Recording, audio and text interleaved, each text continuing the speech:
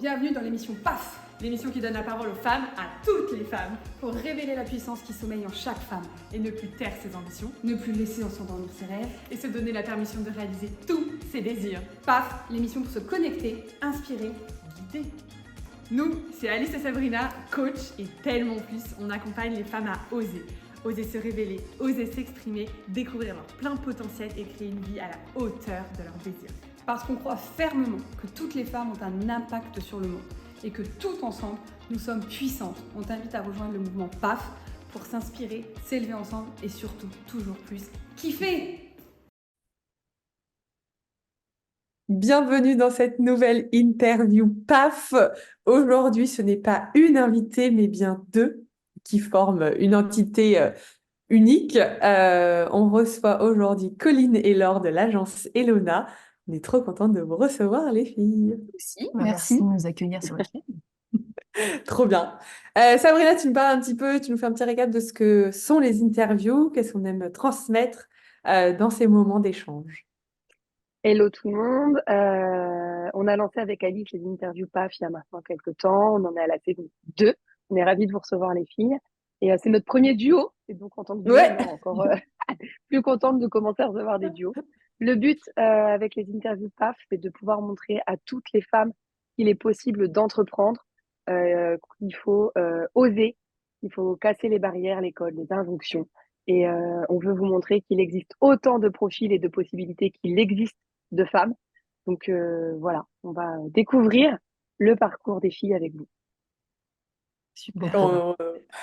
On a trop hâte. Avant de vous laisser la parole et de vous laisser vous présenter comme vous le souhaitez, si vous avez regardé un petit peu nos interviews, vous savez qu'on a l'habitude de demander à nos interviewés un mot qui guiderait ces moments d'échange ensemble. Lequel ce serait?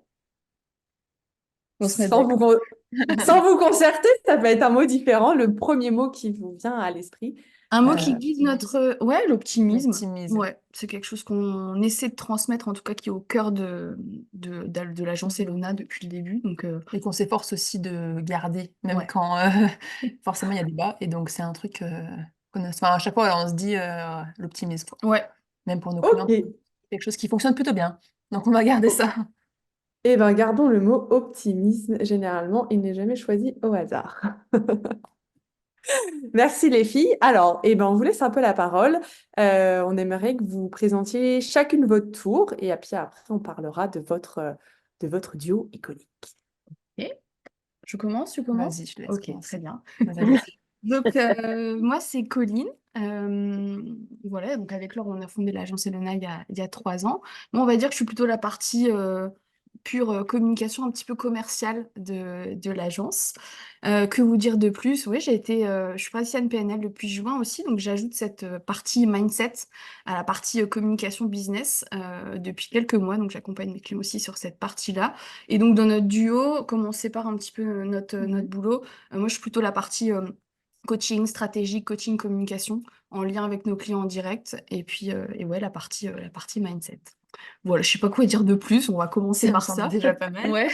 Et donc moi je complète Colline, j'ai un parcours plutôt on va dire commercial, enfin j'ai fait une école de commerce, même si aujourd'hui j'utilise plus grand chose de là-bas, enfin j'ai appris plein de choses, mais en tout cas j'ai dévié puisque je suis plutôt de la partie technique, donc je fais tout ce qui est création de site internet et stratégie marketing, on va dire un peu plus haut que la communication, donc Ouais. plutôt tout ce qui est déploiement et outils, etc. Et voilà. Merci les filles pour cette petite présentation, mais je me sens encore un peu timide. Vous allez voir, je vais vous poser plein de questions, moi je vais en savoir plus sur vous.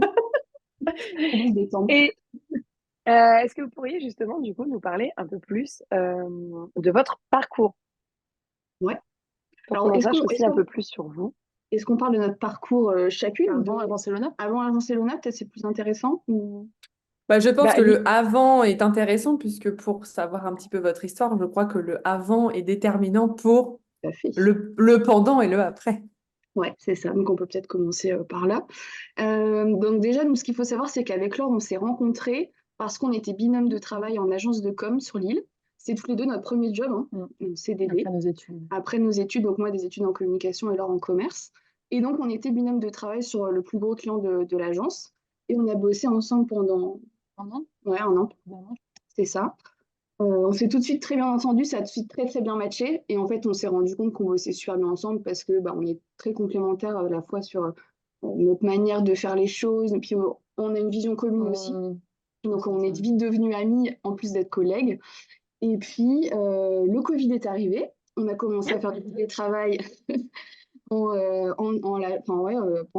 notre taf. Et ce qui s'est passé, c'est qu'en gros, voilà, passer tous les détails, mais c'est vrai que nous, on ne trouvait plus forcément de sens dans ce qu'on faisait.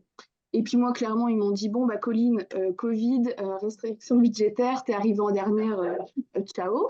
Alors ça se passait très bien avec notre boulot, hein, mais bon, voilà, c'est quelque chose que j'ai compris aussi. Donc moi, en fait, j'ai été rapidement recrutée dans une autre agence de com, en CDI, qui m'a fait plus flipper qu'autre chose de me dire, ok, je suis enfermée dans un CDI après 2 mois de période d'essai, si j'aime pas, qu'est-ce que je fais? Un peu la panique de mon côté. Et toi, tu t'es retrouvée toute seule avec le boulot de 2 personnes vu que j'étais plus là. Donc, euh, donc voilà, donc ce qui se passait, c'est qu'on se retrouvait après nos journées de boulot séparées à se plaindre de notre vie actuelle. En disant, mon Dieu, qu'est-ce qu'on fait? Bah, je pense qu'on C'était était bon. arrivé dans un moment où on était toutes les deux, il y avait une opportunité. Ouais.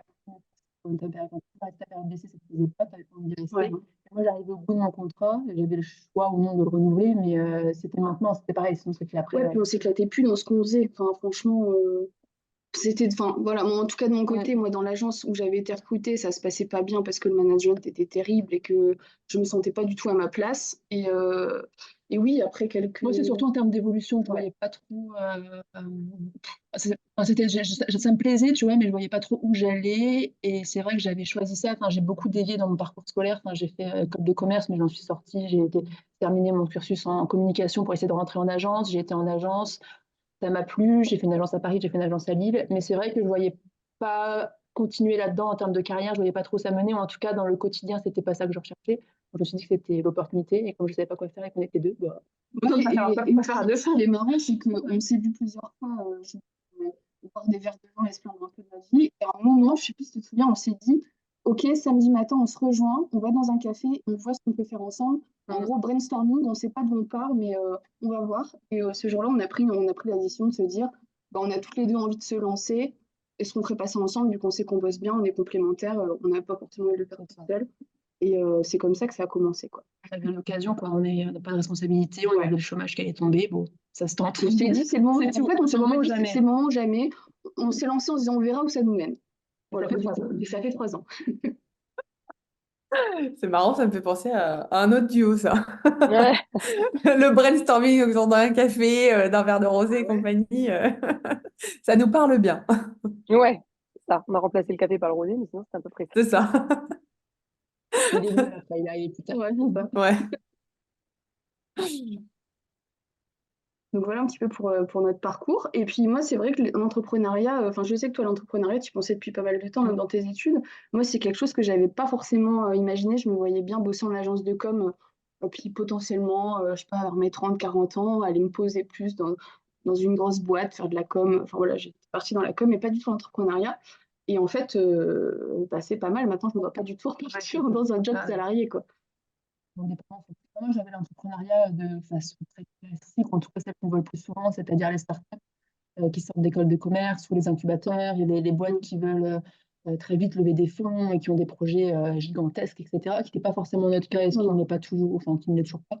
Et donc de pouvoir construire quand même quelque chose de différent, il a fallu que ça se forme, il a fallu qu'on y réfléchisse et qu'on se dise qu'est-ce qui est possible de faire et Qu'est-ce qu'on a envie, surtout. qu'est-ce qu'on a envie de faire, quoi. Ouais. Voilà un petit peu pour notre parcours. Donc, il y a eu beaucoup de brainstorm, enfin aussi, et même de ce qu'on appellerait de la veille, enfin de voir un petit peu ce qui se faisait ailleurs et comment vivaient les gens et comment ils travaillaient et ce qui pouvait ou non nous plaire, quoi. Ouais, on retrouve finalement dans votre création du duo, quand même votre parcours en agence qui est vraiment en mode on fait de la veille, on fait du brainstorming. Ouais, c'est ça. On retrouve quand même On a pris des dans la bons manière de automatismes. procéder. On avait les bonnes pratiques. Ouais. Vous avez pris les codes des agences de com pour créer finalement la vôtre, du coup, il y a 3 ans. Donc, l'agence Elona. Ouais. Parce qu'en soi, tu vois, je pense que c'est vraiment notre travail en agence de com qui nous a permis de réussir à travailler ensemble aussi vite, parce qu'on avait déjà travaillé ensemble, on savait comment on fonctionnait, on savait aussi le faire dans un cadre relativement strict ou en tout cas professionnel.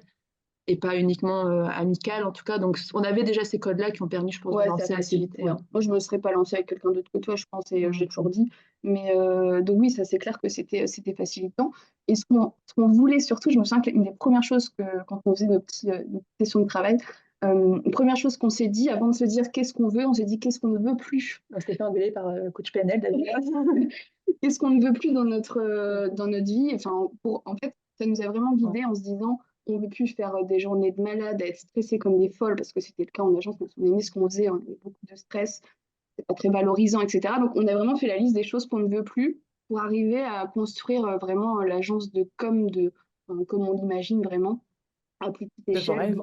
Ouais, c'est Ouais. ça, exactement. Et en partant très bas, hein, vraiment, quel quotidien tu veux, Ouais. quel lien tu veux pas. Ouais, on est parti vraiment de la Très, très notion de rapide. quotidien, qu'est-ce qu'on veut dans notre quotidien, comment on veut vivre, avant de réfléchir à des choses plus techniques et de construire vraiment l'agence. Voilà quoi. Et la notion d'équilibre, elle est présente depuis le début, c'est hyper important. Au début, on a beaucoup, beaucoup bossé, évidemment, mais là, Bien un an maintenant. depuis bien un an, on a un bon équilibre, on kiffe ce qu'on fait, on a le temps de faire du sport, de bouger, enfin de faire plein de choses à côté, donc c'est chouette, Ça me quoi. prend. Ouais, c'était un point hyper important. Je t'ai vu Bah, c'est sourire, quelque chose, Sabrina. c'est quelque chose qui résonne Ah oui. beaucoup avec nous. Parce que nous, on crée aussi notre business comme ça et on incite les femmes que l'on coach. Et en fait, elles viennent aussi nous voir pour ça, justement pour créer un business au service de sa vie. Et puis l'inverse, donc on part toujours, nous, de la personne, de ce qu'elle veut, de ses besoins, de ses limites, de ses envies, de ses aspirations, de ses talents, pour aller construire, redéfinir le business qu'elle est en train de créer, en fait. Donc, ouais, ça nous parle totalement. Et moi, c'est un message que j'ai envie, là, qu'on puisse mettre en avant avec votre interview, les filles. Vraiment voilà, si les femmes qui nous regardent peuvent prendre le temps de mettre pause et de réfléchir 5 minutes sur est-ce qu'aujourd'hui, mon travail, parce qu'on sait qu'on a aussi des salariés qui se posent des questions, qui regardent les interviews, Ouais. est-ce qu'aujourd'hui, mon travail ou mon business sont vraiment à mon service ou est-ce que je suis en train de subir quelque chose? Et comment je peux faire en sorte, du coup, de créer en fait quelque chose à mon service dans lequel je vais pouvoir, comme vous disiez, trouver mon équilibre, m'épanouir. Et ça, je trouve ça génial parce que c'est aujourd'hui, pour moi, j'imagine pas une autre vision de la vie. Et je voulais juste rebondir sur un truc que vous avez dit il y a quelques minutes, du coup, parce que vous avez continué votre petit parcours. Je ne voulais pas vous interrompre, mais vous avez dit maintenant qu'on est entrepreneur, on ne se reverrait pas redevenir salarié. Mm. Et donc, moi, je voulais savoir pour quelles raisons aujourd'hui vous verriez pas redevenir salarié. Qu'est-ce que vous kiffez absolument dans l'entrepreneuriat? Qu'est-ce qui fait qu'aujourd'hui, c'est entrepreneur, entre guillemets, ou rien? Enfin, que c'est entrepreneur, peu importe, que l'agence fonctionne pas, que vous continuez ensemble, mais on sent qu'il y a l'entrepreneuriat, quoi. Bon, je crois que pour moi, la réponse, elle est assez simple et je pense que ça dépend aussi de comment tu vois l'entrepreneuriat. Tu vois, je pense pas que j'étais entrepreneur dans l'âme ou que je le sois même. Moi, le truc qui m'a toujours guidée, c'est la liberté. Ouais, Et comment être liberté dans mon travail, l'entrepreneuriat s'est présenté en fait.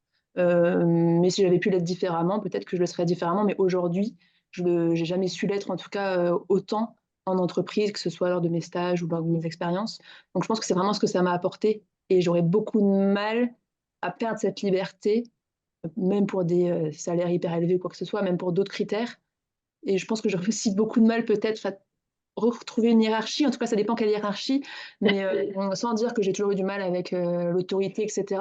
C'est plutôt, je pense que le truc qui me frustrait le plus dans mon travail, c'était j'ai l'impression de perdre mon temps. Ouais. De perdre mon temps, que ce soit en réunion ou d'attendre que l'autre valide ou que machin, et alors que j'aurais pu faire autre chose. Et toujours, je pense que le temps, c'est la chose la plus importante qu'on ait. Et donc, le perdre comme ça à longueur de journée, rentrer chez toi, tu n'as plus le temps de faire grand-chose, alors que le travail que tu as fait en 8 heures, tu aurais pu le faire en 2 fois moins. Enfin, toi, c'était toute cette frustration que là, on n'a plus. Ouais. Grâce à l'entrepreneuriat, j'aurais beaucoup de mal à retomber là-dedans. J'ai l'impression qu'en fait, on perd beaucoup de temps dans l'entreprise. C'est c'est une généralisation que je fais, mais c'est pas mon expérience. Et il n'y a rien qui me frustre plus que ça. Donc voilà, là, je suis contente de ne plus avoir ce problème-là. C'est ça, c'est la liberté même de bosser avec les clients qu'on a envie, de pas subir ça, la liberté de bosser en pyjama chez nous, tranquille, d'avoir de compte à rendre à personne. Enfin, c'est vraiment liberté totale, quoi.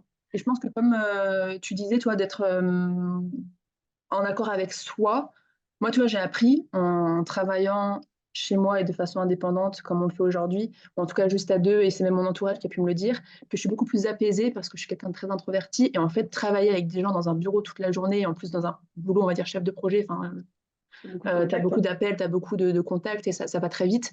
Je rentrais chez moi, j'étais drainée. Et j'avais plus d'énergie à donner aux personnes avec qui j'avais vraiment envie de passer du temps, ou alors de l'énergie positive aux personnes que j'aimais vraiment. Et je donnais tout en fait à mes collègues. Alors, j'avais rien contre mes collègues, mais c'était pas là où j'avais envie de mettre mon énergie.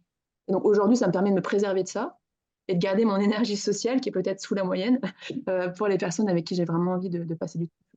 Ouais. Ça, Moi, c'est cool. moi, j'avais hyper Ouais, peur, je me souviens. j'avais principale peur quand on s'est lancé. Parce que moi, au contraire, j'ai besoin d'être entourée. C'est ça qui me donne de l'énergie, les contacts, les relations, etc. Et moi, quand on s'est lancé, je me suis dit, je vais plus avoir de collègues, je vais bosser toute seule chez moi, ça va être la panique à mort. Et en fait, pas du tout, parce que je suis plutôt la casquette commerciale du duo. Donc, j'ai des appels découvertes, j'ai tous les coachings avec mes clients. Et en fait, j'arrive à apprécier ces temps. En fait, maintenant, depuis peu, je prends des journées où je prends pas de rendez-vous. Et mais qu'est-ce que c'est agréable aussi ces journées-là où je peux vraiment m'organiser comme je veux. Et ça, en fait, je me rends compte que ça me fait du bien. Et aussi, ce qu'on a fait toutes les deux, c'est qu'on s'est aussi entouré d'autres femmes entrepreneurs. On fait partie d'un réseau d'entrepreneuriat féminin et on a noué des liens avec d'autres nanas qui se sont lancées à peu près en même temps que nous. Et donc, en fait, je me sens pas du tout seule. Je pense que je me sens même encore plus entourée, encore plus épanouie que quand j'étais salariée, quoi. Parce que c'est un concept que tu choisis pas Ouais, plus. Quand ouais. tu es entrepreneur, tu subis moins justement les relations de travail. Parce que, en tout cas, ça dépend des cas, mais dans nos cas, on peut les choisir. Et donc ça, c'est différent que quand on te les impose, quoi. C'est ça.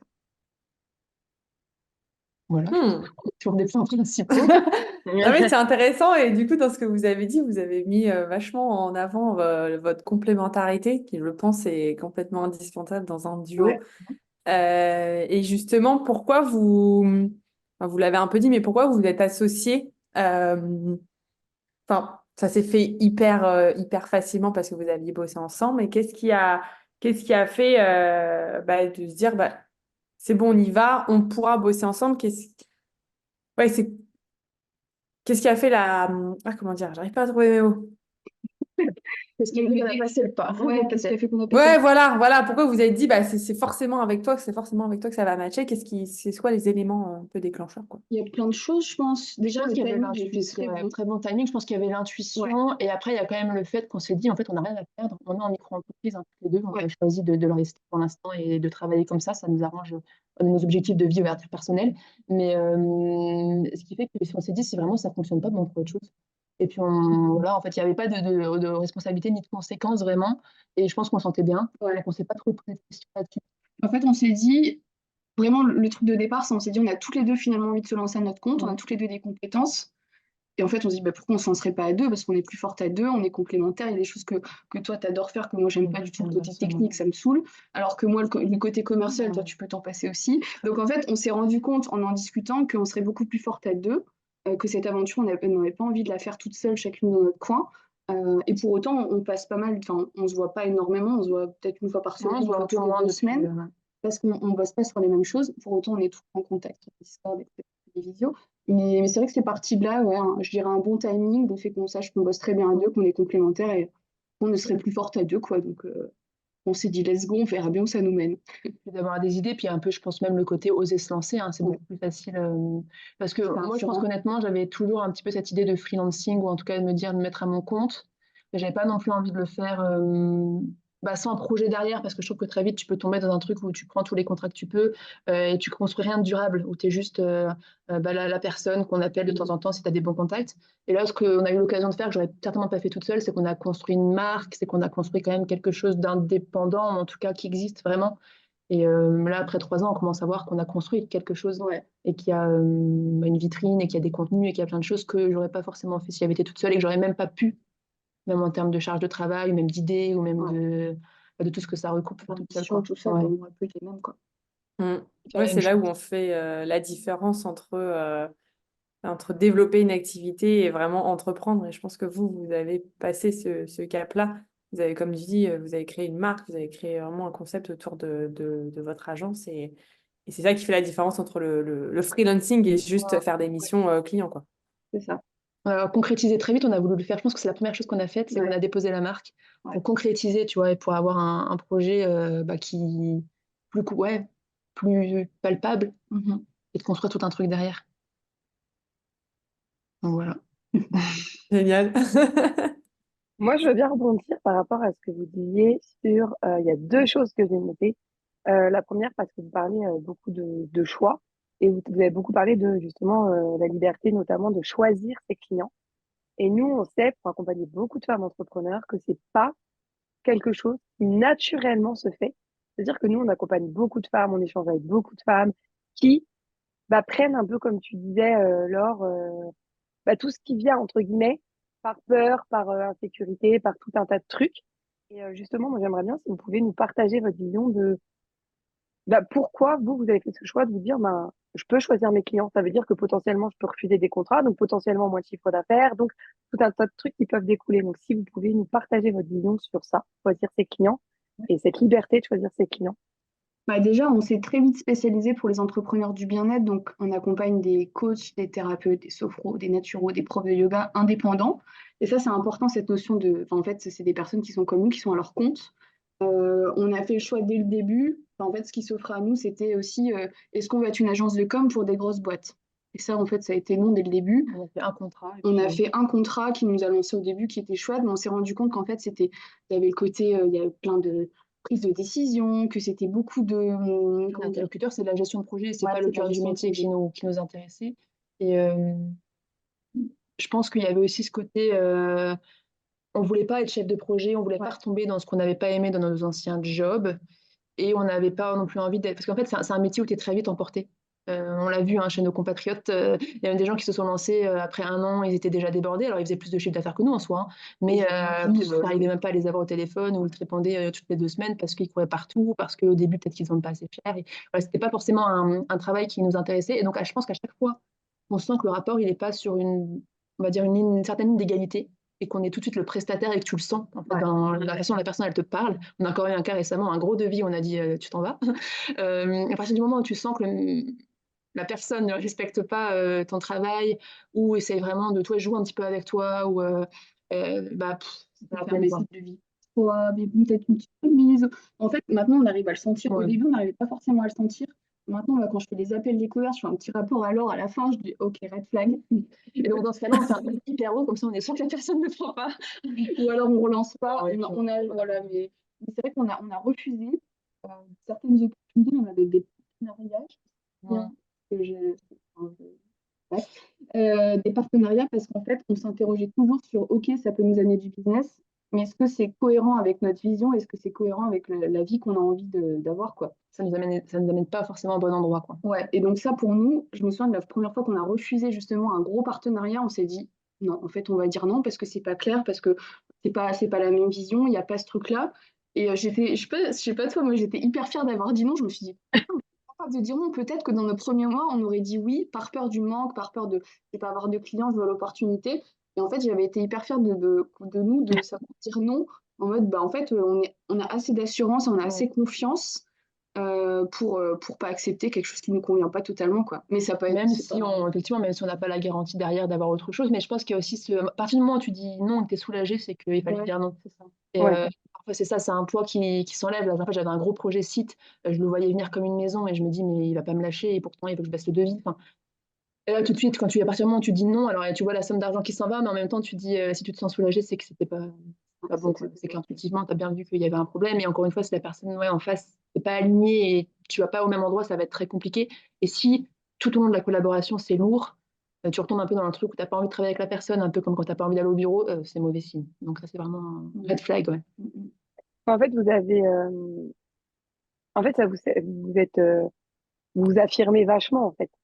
Il y a vraiment, c'est notre marque, c'est notre agence, c'est nous qui décidons et c'est chouette. Et en fait, je pense que cette affirmation, elle est possible parce que vous avez créé justement, vous avez construit, tu disais tout à l'heure, vous avez construit votre marque, vous avez construit votre agence et vous avez réfléchi à finalement, c'est quoi nos valeurs, qu'est-ce qu'on doit passer en prioritaire pour dire oui ou non, quel est notre positionnement, quelle est notre cible. Et parce qu'en fait, tout le socle, il est posé.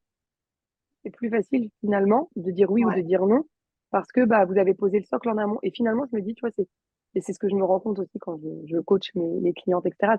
Quand tu poses le socle, tout est plus simple après derrière.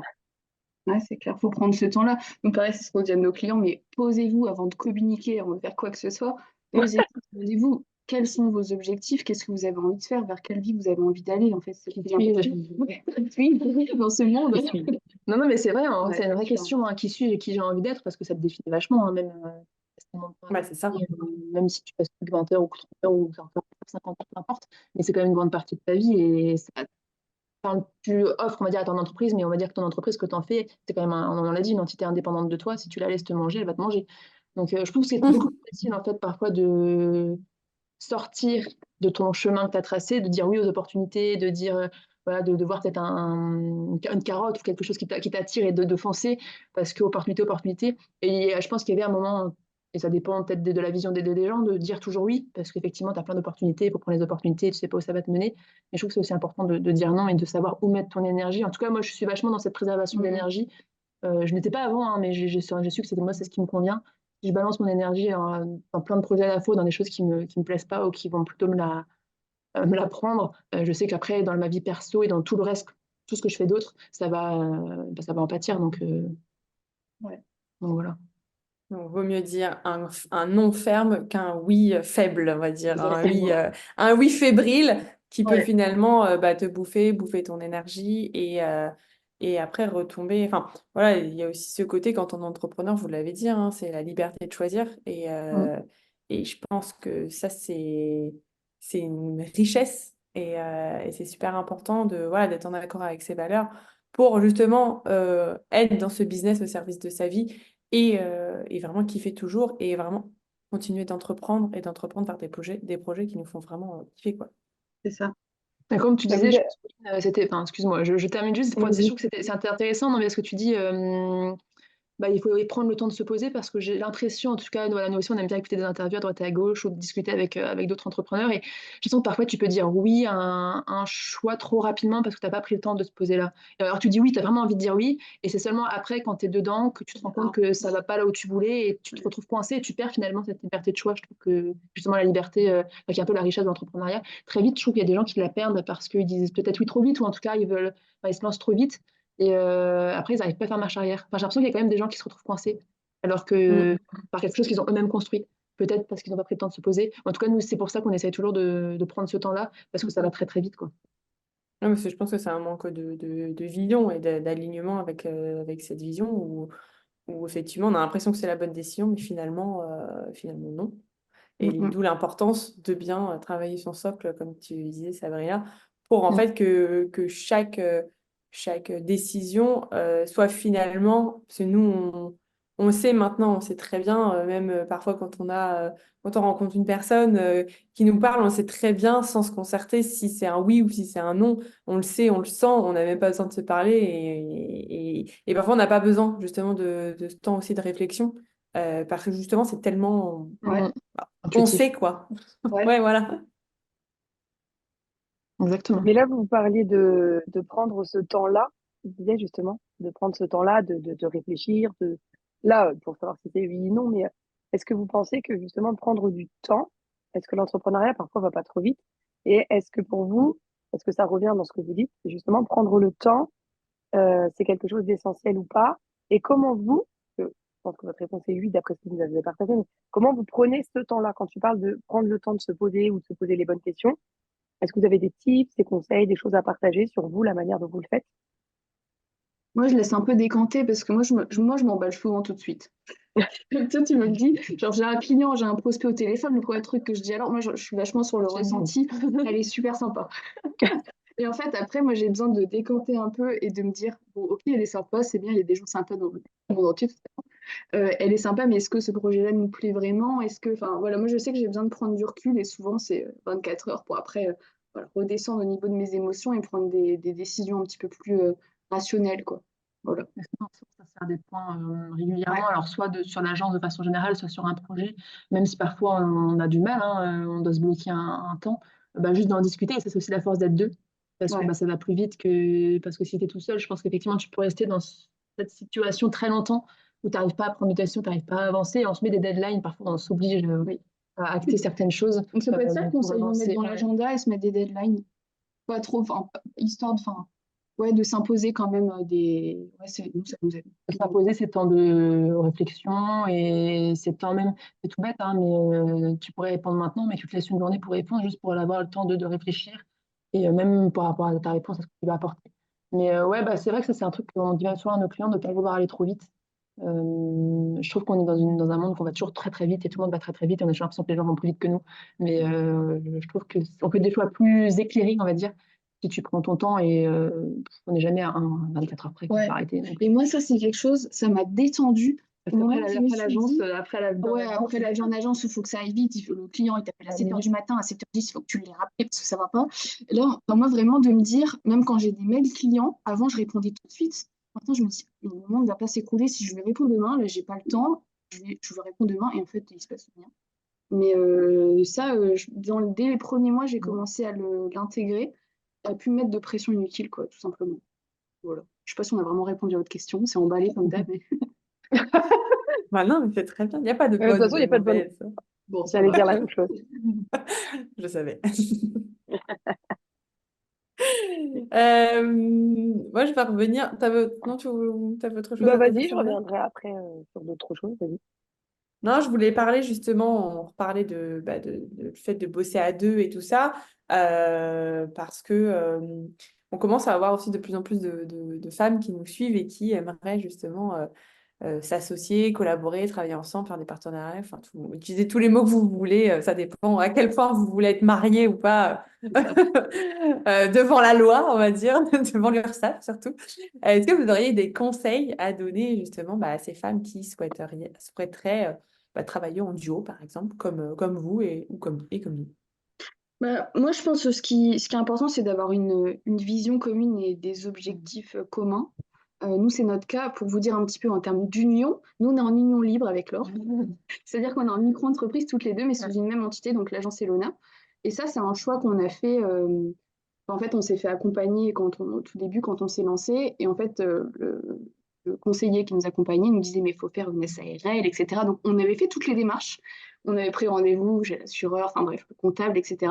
Et en fait, au dernier moment, on s'est dit, ouais, mais en fait, ce choix-là, il ne nous convient pas parce que on avait l'impression à ce moment-là que ça nous enfermait, enfin, en termes de chiffre d'affaires à faire. Et en fait, c'était pas du tout la vision qu'on avait de l'entrepreneuriat.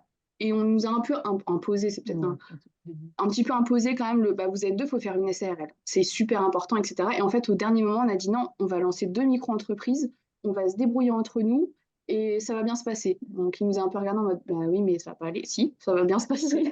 Et en fait, on ne regrette pas du tout. Ça fait 3 ans, ça fonctionne super bien, donc on verra où ça nous mène.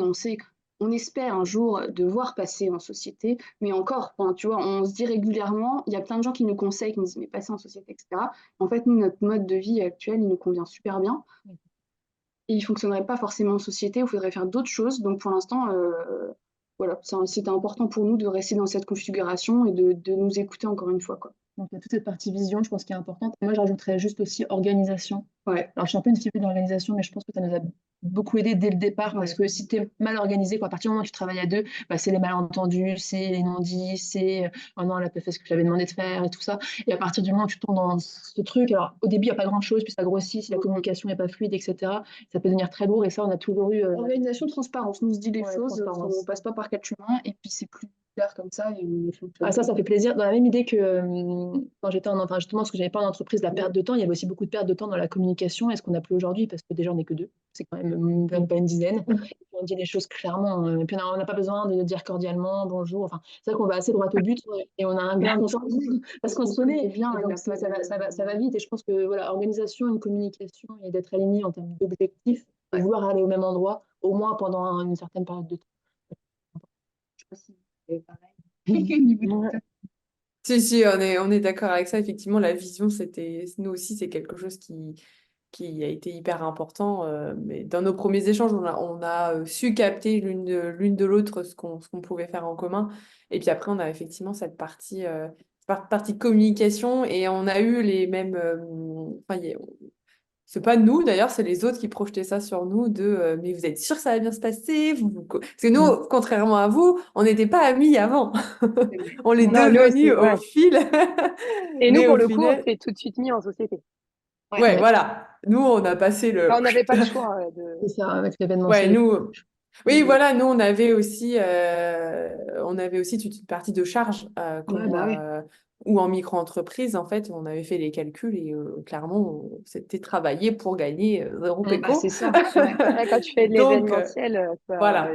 l'auto-entreprise, c'est pas le bon Voilà, statut. donc, ouais, donc nous, c'est effectivement d'autres choix stratégiques qu'on a fait, mais effectivement, là, dans ce que vous partagez, c'est d'être aligné avec ça. Et en fait, peu importe finalement le statut qu'on choisit, c'est où est-ce qu'on veut aller, comment on veut y aller ensemble, en tout cas pour une durée déterminée ou indéterminée. Et du coup, après, de faire les choix, du coup, complètement en conscience par rapport à ce qu'on veut, quoi. Ouais. Ouais, par rapport à ce que tu veux et pas forcément par rapport à ce que font les autres, ça c'est important, je pense. Parce que nous Ah aussi, oui. nous, c'est effectivement en faisant les calculs qu'on s'est rendu compte qu'on peut passer en société, mais on devrait travailler plus pour gagner quasiment autant. Et puis on n'a pas de charge en fait, donc ça n'a aucun intérêt. Enfin, pour l'instant. Alors, effectivement, c'est des concessions parce qu'on avait des envies dans un événementiel. On s'est dit, bah, pour l'instant, on ne le fait pas. Puis c'est tout, on fait d'autres choses. Peut-être qu'un jour, on craquera pour de présent. Mais ouais, c'est effectivement des choix, des concessions. Mais pour l'instant, c'est ce qui fonctionne le mieux. Ouais. Tous les Et deux. c'est Donc, pas facile au début parce que bah, tu te lances, t'as pas beaucoup de. Tu cherches forcément des modèles et enfin, des inspirations, quoi. Donc c'est vrai que c'est pas forcément évident. Alice, tu étais une de nos inspirations au début. Je sais pas si tu te souviens que Oui. je envoyais des messages vocaux en panique pour des trucs à la con, mais ça me rassurait vachement. On l'a pas dit quand même, mais est-ce qu'on dévoilerait pas Est-ce qu'il y a un petit air de famille ou pas, vous voyez?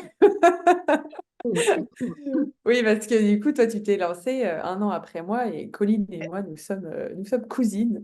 On a vécu toute notre enfance ensemble et donc c'est très marrant d'avoir. Effectivement, je me souviens très bien de cette période. Moi, ça faisait 1 an que j'étais lancée et tu Ouais. m'envoyais plein de messages, mais t'es sûre, machin, j'ai besoin de conseils là-dessus et tout ça. Et au final, Ah toi, ouais. tu dis justement, c'est des trucs à la con, mais c'est pas. Enfin, ça peut te Ah, mais paraître ça m'a maintenant à la rassurée. con, mais au final, Ah ouais. c'est tellement des conversations qui sont aussi importantes d'avoir quand tu te lances pour te rassurer, pour bien t'entourer de personnes qui t'élèvent et justement qui t'inspirent et qui te montrent un petit peu autre chose parce que nous, on a remarqué, c'est pour ça aussi que nous, on fait ces interviews-là pour ouvrir aussi la parole de tous les parcours de toutes les entrepreneuses et pour voir qu'il n'y a pas non plus un chemin et que c'est seulement cela, c'est d'être en société, de faire 1 million d'euros. Enfin, il y a tout plein de chemins et c'est ça aussi la richesse de l'entrepreneuriat et c'est de pouvoir s'inspirer d'avoir plusieurs sources d'inspiration un peu partout pour faire après toi le tri et Ouais. de dire ok je prends des petites choses qui me paraissent mais qu'est-ce que moi aussi au fond je suis et je veux être pour faire vraiment ce business unique et complètement aligné avec soi. Mais c'est totalement ça. Et même, je me souviens, au début, on avait des inspirations du j'allais dire. style ouais, The Beboost ou Pauline Lénieux, etc., qu'on trouve voilà, enfin, un Incroyable. travail remarquable. Et en fait, au début, c'était vraiment nos inspirations. Et au moment, on s'est posé, on s'est dit, mais est-ce qu'on a vraiment envie de leur vie? Parce qu'on voyait en off hein, ce qu'elle racontait, qu'elle bossait énormément. Et en fait, on s'est dit, mais c'est pas le style de vie dont on a envie. Donc, est-ce qu'on peut copier, entre guillemets, leur stratégie en sachant que derrière, nous, ça ne nous va pas leur quotidien? Et ça, c'est venu après, mais assez rapidement Mais quand je même. pense que c'est important, comme tu disais, de faire un tri parce que moi, Ouais. je sais que je suis peut-être trop sensible, ou en tout cas, je l'ai été aux influences extérieures ou à la comparaison, ou à ce que font les autres, etc. Et pareil, j'ai déjà adoré Pauline Léniaud, etc., que je ne suis plus aujourd'hui, en tout cas moins de moins près. Aussi pour ces raisons-là, parce que l'air de rien, ça peut m'atteindre dans le sens où c'est des modèles qui sont toujours très positifs. En tout cas, on voit que le beau sur les réseaux sociaux et parfois qui te rappellent que tu fais pas aussi bien, tu fais pas, en tout cas, sociétalement parlant ou dans la forme, etc. Et je trouve que parfois prendre de la distance avec peut-être des inspirations qui sont très inspirantes, mais qui ne sont pas toujours bonnes, en tout cas peuvent te drifter, je sais pas Ouais, comment te dire, dévier un te peu. dévier un Ouais. petit peu parce que à force de les voir tous les jours, c'est quand même, en fait, ces inspirations, on se rend pas compte, mais elles ont un poids hyper important dans notre vie. Quand tu passes tous les jours sur Instagram et que tu vois ce que fait la personne tous les jours, même inconsciemment, elle t'impacte. Et donc, je trouve que moi, je sais que prendre de la distance, autant d'ailleurs dans la vie professionnelle que personnelle, ça m'a beaucoup aidé. Même avec des gens que j'aime beaucoup, que je suis maintenant, je choisis d'aller voir ce qu'ils font, ce qu'ils deviennent, les contenus que j'ai ratés, mais je les suis plus quotidiennement parce que je trouve que au quotidien, ça peut soit, ouais, alors parfois, en fait, à partir du moment où effectivement tu regardes des contenus, moi ça peut m'arriver, et tu ressors et tu es là, mais qu'est-ce que je fais, c'est nul, etc. Tu sais, moi, je sais que parfois ça me fait un peu cet effet-là, et donc je sais que j'ai arrêté. Non, ça va. Je suis encore, mais je prends plus de recul. Ouais, c'est ça. Parfois, on a un passé différent. Mais moi, au début, ça m'a quand même vachement aidé de prendre de la distance, parce qu'on est quand même très influencé. Moi, j'ai grandi avec Bah, YouTube, c'est vachement sur YouTube. Et Ouais. j'ai lâché à cause de ça parce que c'est des trucs, le rythme te connaît, donc quelque chose, t'en as plein. Et c'est un peu qui me... Mm. Oh, bah, la pro du cerveau ici nous dirait que de toute façon, tout ce qu'on regarde impacte, tout ce qu'on regarde, lit et Ouais. écoute, ça impacte consciemment ou inconsciemment son quotidien. Regardez, je suis en train de la décrypter. Je sais Ouais, très ouais, bien je ce qu'elle vois. pensait. Je suis en train d'extraire là-dedans ces paroles. Bah, en fait, tout ce que vous regardez, même inconsciemment, c'est-à-dire que moi, je dis toujours aux gens que j'accompagne, notamment en épanouissement perso, vous endormez jamais avec la télé ou avec la radio, ou ne vous endormez jamais avec quelque chose que vous n'avez pas choisi, parce que même si vous dormez, vous ne le savez pas, mais ça pénètre votre inconscient. Donc tout ce que vous entendez, même quand vous pensez ne pas l'entendre, ça pénètre votre inconscient. Donc ça vous met dans votre inconscient des croyances, des paradigmes, des codes qui sont potentiellement pas les vôtres et qui derrière peuvent créer, comme tu disais si bien Laure, des émotions désagréables, des doutes, du manque de confiance, baisser l'estime de soi, etc. Donc ne sous-estimez jamais l'importance de ce que vous écoutez, de ce que vous voyez, des gens que vous côtoyez, parce qu'en fait, vous êtes perméable. Le cerveau, Mm. c'est génial, c'est de la pâte à modeler, on en fait ce qu'on veut, donc c'est génial. Et en même temps, ben, il est tellement perméable que si on n'a pas la conscience d'aller régulièrement checker les programmations, les applications qui sont installées et de se dire, tiens, cette appli, j'en veux plus, je vais aller faire une mise à jour, puis je vais aller foutre à la poubelle toutes les applis que je veux plus et mettre des nouvelles, et ben en fait, petit à petit, on devient une autre personne. Et il y Ouais. a des conflits, tu vois, intérieurs, et on cherche, hein. On se rend compte qu'il y a un conflit, tu vois, on est là, on cherche. On se dit, putain, mais il vient d'où? Et en fait, il vient de tout cet inconscient qui s'est construit à notre dépens. Ouais. Non, c'est exactement ça. Tu l'as très bien dit, mieux dit que je l'ai formulé au début, mais c'est exactement ça. Et moi, je sais que même en étant ado, j'ai toujours été vachement sensible à ça. Et donc, là, dans la vie pro, je trouve que prendre de la distance, moi, ça m'a aidé, par exemple. Tu vois, justement, de me défaire des chemins tracés ou des idées reçues ou de ce qui est bien, de ce qui est pas bien, de ce qu'il faut faire, de ce qu'il faut pas faire. Et je suis quasiment plus sur les réseaux à titre professionnel, à part dans le cadre de notre communication. Et moi, je sais que ça m'a fait du bien. Et je choisis, je me fais souvent un temps, une fois par semaine, ou au moins par mois, mais quand même souvent une fois par semaine, où je vais choisir du contenu, me mettre à jour, quand même voir ce qui se fait. Mais voilà, on va dire que Plus consciemment. ça me nourrit plus Ouais. quotidiennement. Moi, j'aime bien cette notion que vous disiez de confiance, justement, parce que, effectivement, bah, quand tu es sur les réseaux, moi aussi, j'ai eu ça. Après, je pense que tu as un profil un peu atypique, parce que tu es neuroatypique et que tu le sais ou tu le sais pas.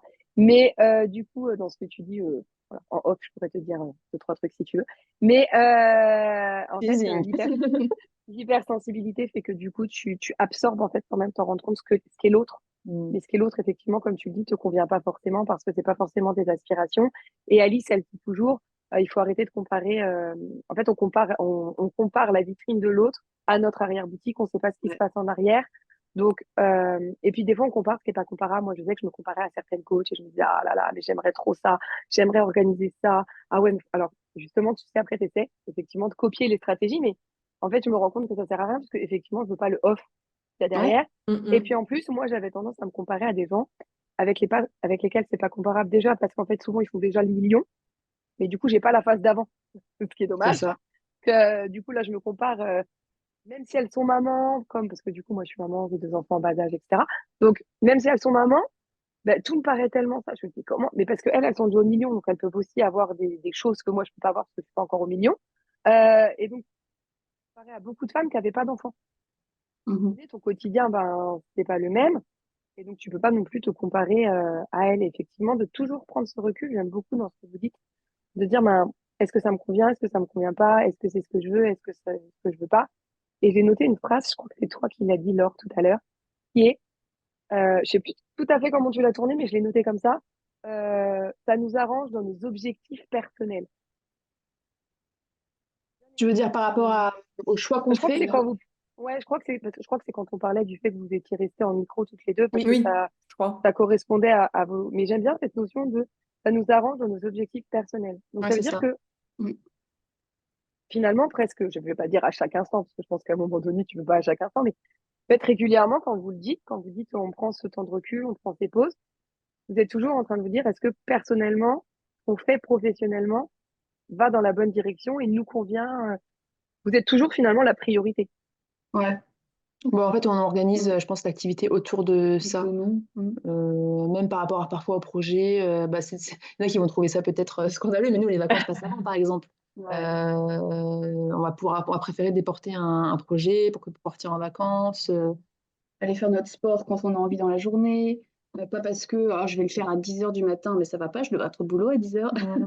Il y a Non, encore mais des petites pensées parasites, moi, des fois, qui arrivent, je les détecte, je les fais. Mais c'est ouais, plus non, des ça, libertés dans cette nous, en termes personnels, justement, on aime bien bouger. Moi, il y a plein de choses qui m'intéressent en dehors du travail, et c'est justement ce qui me manquait quand j'étais salariée, parce que je passais trop de temps au bureau et je rentrais chez moi, il était déjà hyper tard et je ne pouvais rien faire. Et puis on rentrait, on était drainés. Enfin, on avait des journées de folie et moi je sais que je rentrais, je regardais le mur comme ça et je pouvais pas faire grand chose d'autre que regarder une série et pas être. Voilà, j'avais plus d'énergie pour le reste, quoi. En fait, j'ai jamais fait autant de choses que je peux plus aujourd'hui en étant indépendante, parce que effectivement, j'ai plus d'énergie à donner, parce que tu fais mon agenda comme tu veux, et parce qu'on ne se surcharge pas, Ouais. et qu'on fait des choix qui nous permettent de garder cette vie perso à côté, sans avoir non plus de pression, peut-être parce que on n'a pas la pression de la société, etc. Donc il y a plein de choses qui font qu'on peut garder le style de vie qu'on a aujourd'hui. Ouais. Après, bon, pour la société, je reviens juste sur 2 secondes, je fais un aparté. On est en société, on se met pas une pression parce qu'on est en Oui, société, parce oui, qu'en non, fait, non. il y a beaucoup d'a priori. Je veux juste là faire un petit message parce que je sais que beaucoup de femmes qui nous regardent se mettent aussi en micro par peur, alors que c'est pas le meilleur statut pour elles. Donc, je veux vraiment que toutes les femmes puissent prendre conscience de ce que vous disiez justement, de posez-vous. Ouais. Demandez-vous quel style de vie vous voulez avoir, quel besoin d'argent vous avez, qu'est-ce que ça va vous coûter, mais qu'est-ce que ça va vous rapporter aussi le statut, Mm. pour aller choisir vraiment le meilleur statut et pas choisir en ça me fait moins peur, Pas, donc je vais là. C'est Ouais. ce qu'on pas observe choisir par beaucoup dans défaut. les forums, dans les réunions. Mm. Voilà. Et Non, en fait, exactement. À partir du moment où tu as des charges, etc., de toute façon, comme on l'a dit, c'est des concessions aussi qu'on a faites et des choses qu'on ne peut pas faire parce qu'on n'est pas en société. Donc c'est pour ça qu'effectivement, prendre le temps, qu'est-ce qui est plus important pour C'est ça. le mieux éclairer ton choix et pas te retrouver coincé dans un statut ou dans un autre, hein. Je pense que dans les deux cas, selon ce que tu Et perdre de l'argent. Nous, on a accompagné des ouais. nanas qui perdaient de l'argent en étant micro-entreprise parce que c'était plus Engageant. rassurant Ouais. ou Ouais. moins engageant, ouais, moins de et parce pression, il y que a cette moins de notion aussi de pression, pression, ouais, comme les voilà. filles disaient. Et finalement, il y a eu ce passage, on l'a accompagnée, elle est passée en société quelques mois plus tard, et finalement, bah voilà, elle s'est beaucoup plus stabilisée et c'est beaucoup plus clair, et elle gagne aussi plus d'argent grâce à ça. Mhm.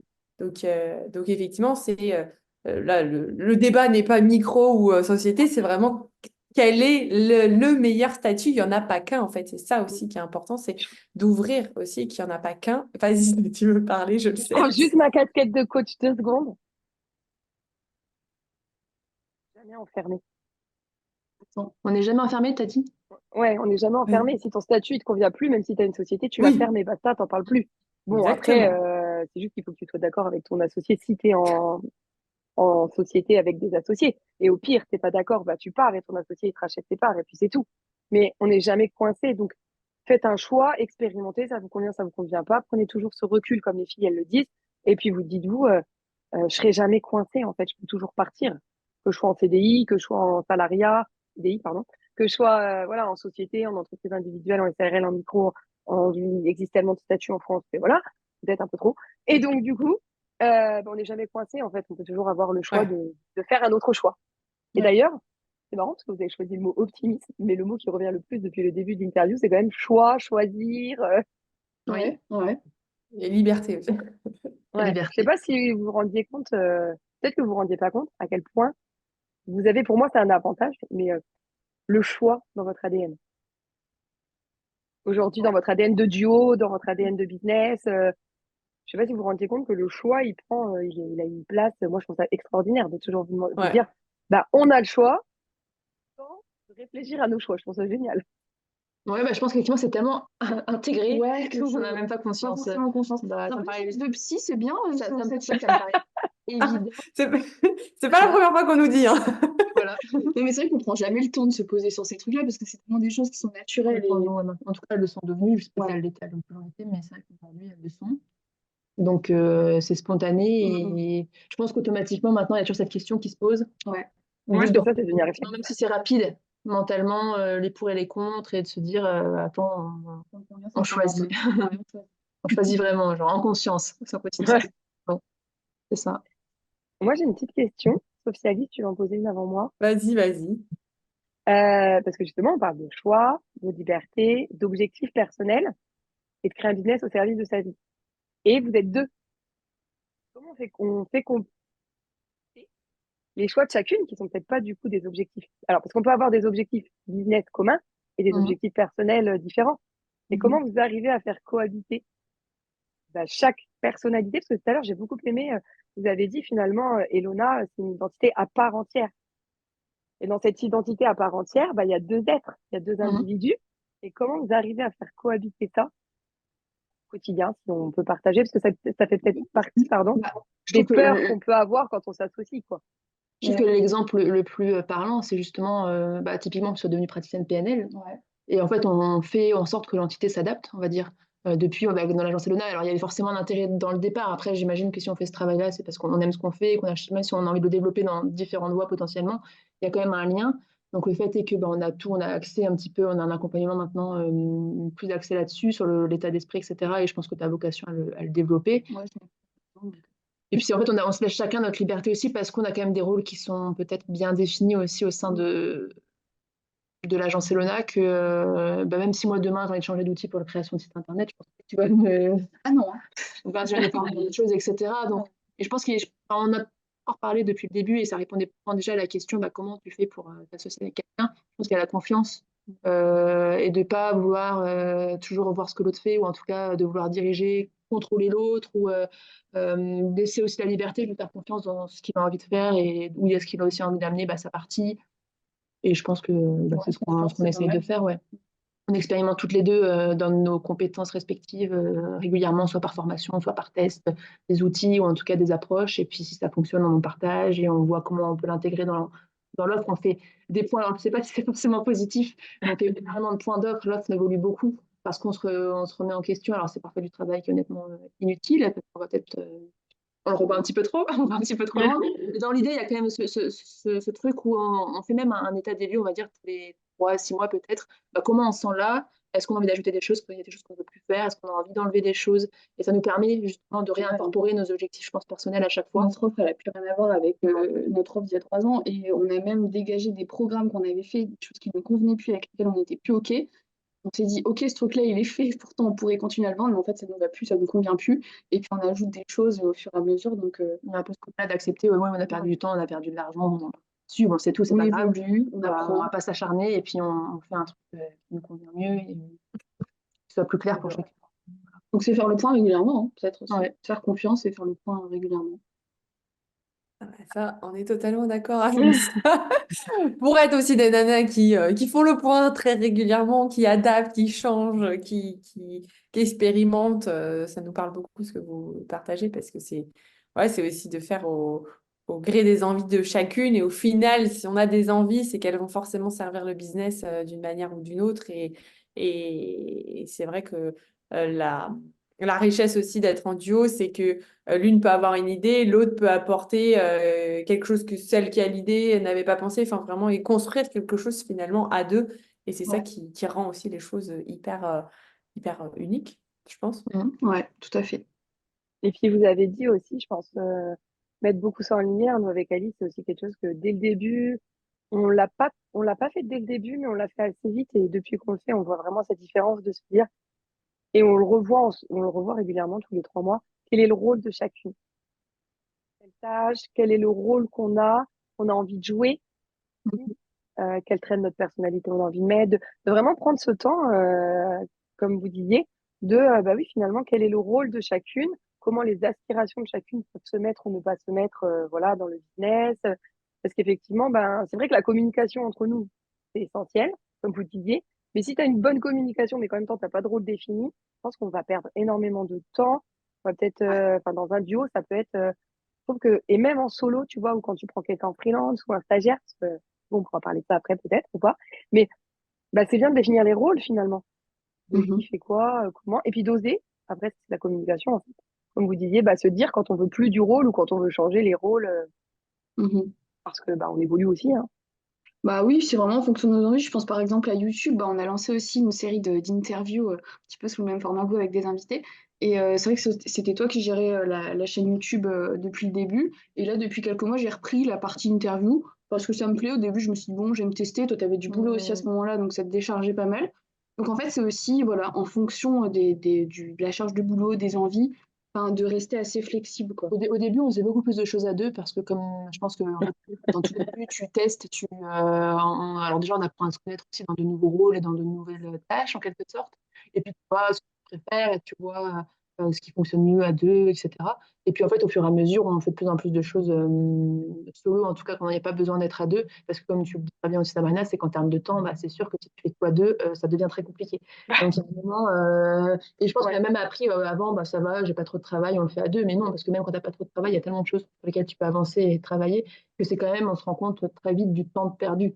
Nous, il y a plein de choses qu'on continue de faire à deux et qu'on aime beaucoup faire à deux, mais c'est vrai qu'au fur et à mesure, on a appris à bah, mieux définir les rôles et être OK avec ça, de se dire, bah, je te laisse cette partie-là, je m'en occupe pas, enfin voilà, en tout En cas, fonction de nos zones de de loin, génie aussi, hein. c'est ça, et de laisser à l'autre aussi sa liberté, ou en tout cas, de aussi moins se prendre la tête là-dessus et bah, je pense que ça nous permet aussi de nous engager plus dans notre rôle de base parce qu'on se fait confiance, on n'a pas besoin de toujours regarder ce que fait l'autre et d'être sur tous les fronts.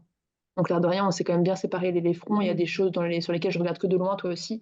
Et ce qui nous permet d'être mieux concentrés sur bah, notre cœur j'allais dire métier, mais en tout cas, ce qui va, c'est vraiment le cœur de notre activité, en tout cas, chacune au sein de l'agence. Donc, voilà. Génial.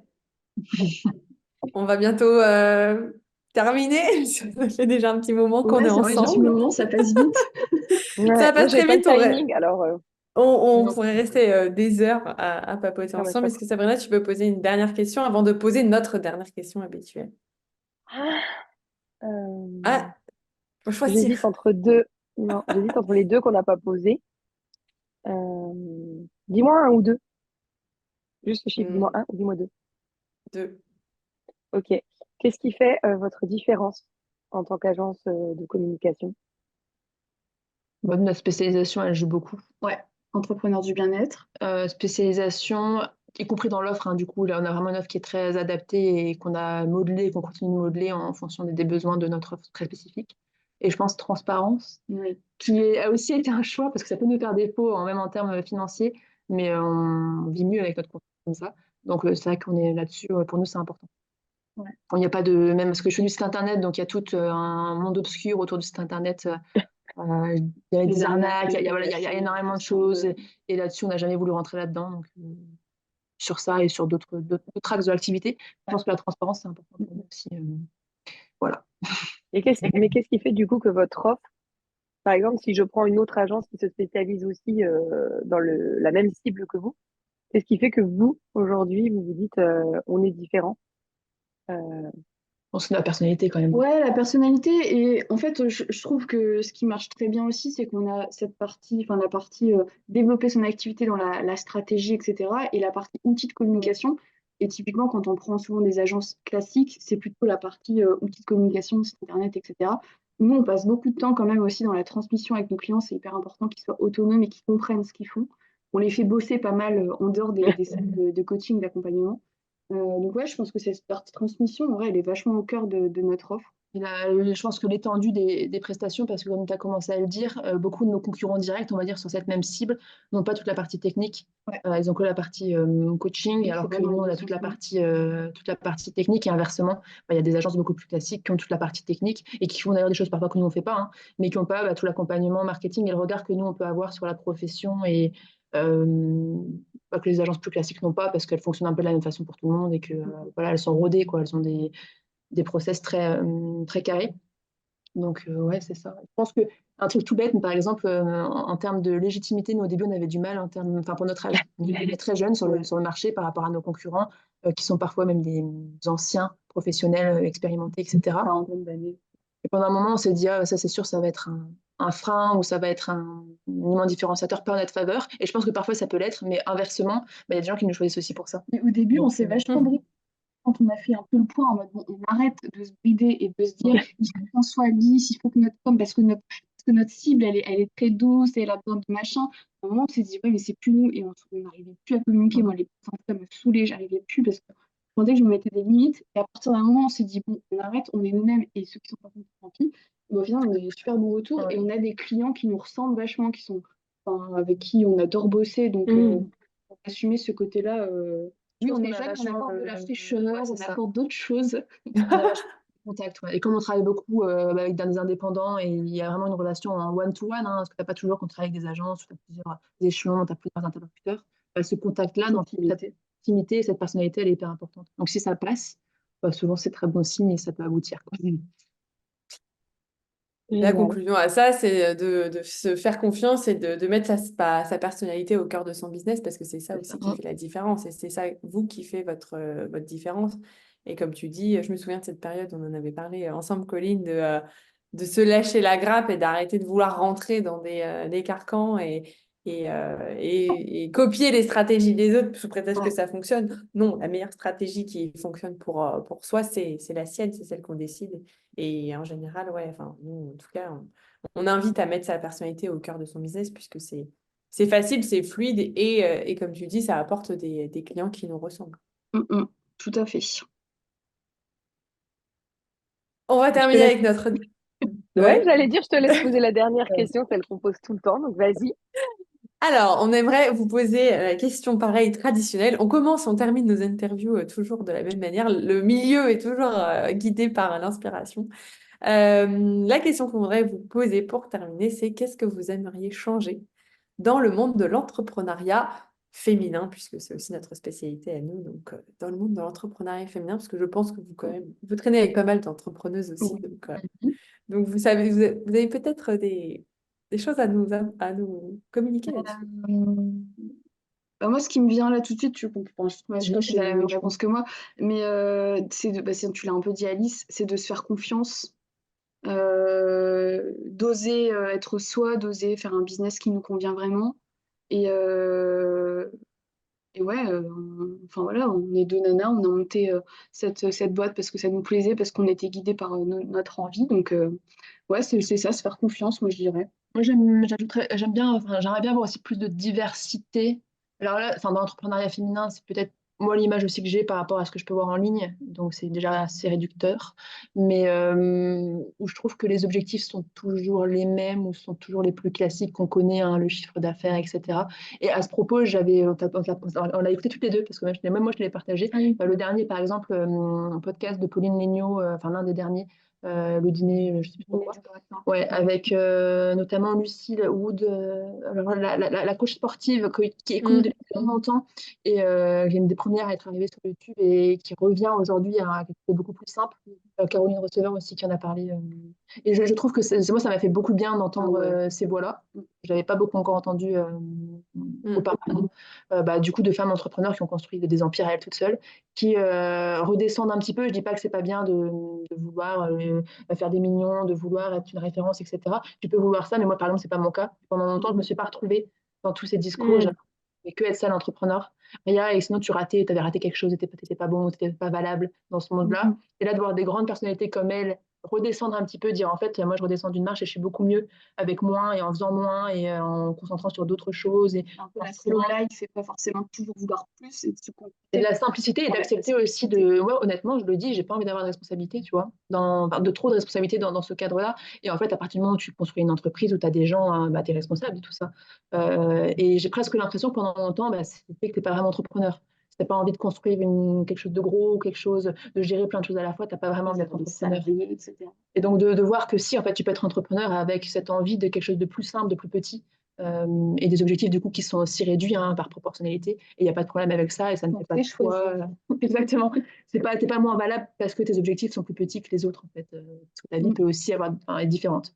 Voilà ce que j'avais envie de dire. Ouais, Si c'est c'est vrai. clair, j'ai essayé d'être relativement clair. Non, c'est très clair. Et nous, on aime beaucoup parce qu'on dit toujours du moment que tu as un numéro de siret, tu es entrepreneur en fait.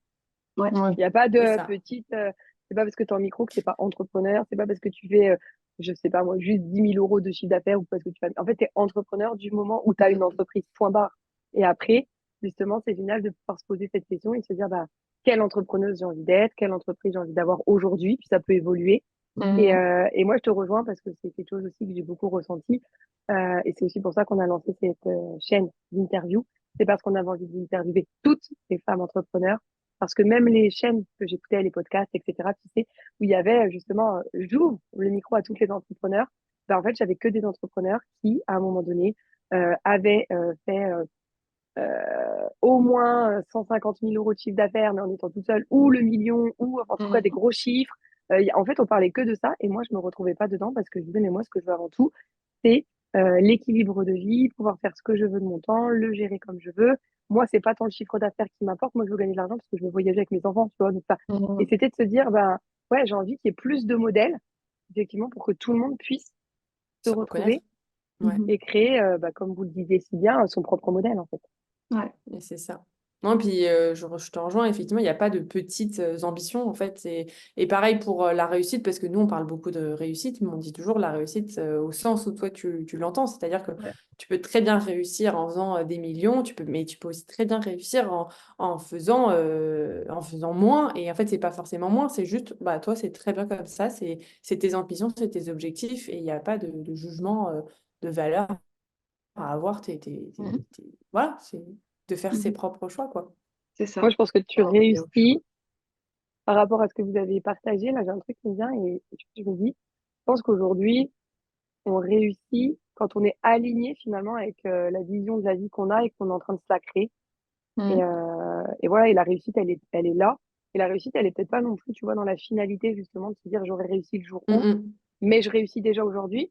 Bah, par exemple, les filles, vous réussissez déjà parce que bah, ça fait 3 ans que vous continuez à développer votre entreprise, parce que vos objectifs personnels ont la priorité et que vous faites en sorte d'y répondre. Et pour moi, c'est une réussite en fait. Ouais, c'est vrai. Ouais, c'est un peu comme ça qu'on le vit. En fait, honnêtement, de toute façon, si tu nous demandes aujourd'hui quel est l'objectif à 5 ou 10 ans, honnêtement, on n'en a pas de chiffré ou de très précis. C'est trop. C'est trop. juste tant qu'on est bien, quand on se lève le matin, qu'on aime ce qu'on fait, qu'on a l'impression d'apporter quelque chose, de servir à quelque chose et de remplir en tout cas le rôle qu'on s'est donné, et qu'on s'épanouit au quotidien, je pense que c'est bon, quoi. Et qu'on peut quand même réussir à vivre correctement Oui, financièrement parlant, ça va. Ouais. Bien sûr, il ne faut pas oublier ça. Mais c'est sûr que en dehors de ça, on est déjà bien. Ouais, je pense qu'on parle trop de, puis après on arrêtera, mais je pense qu'on parle trop de chiffre d'affaires, peut-être d'entreprise. Genre, mon entreprise, elle doit faire X chiffre d'affaires, faut que je fasse tant de chiffre d'affaires.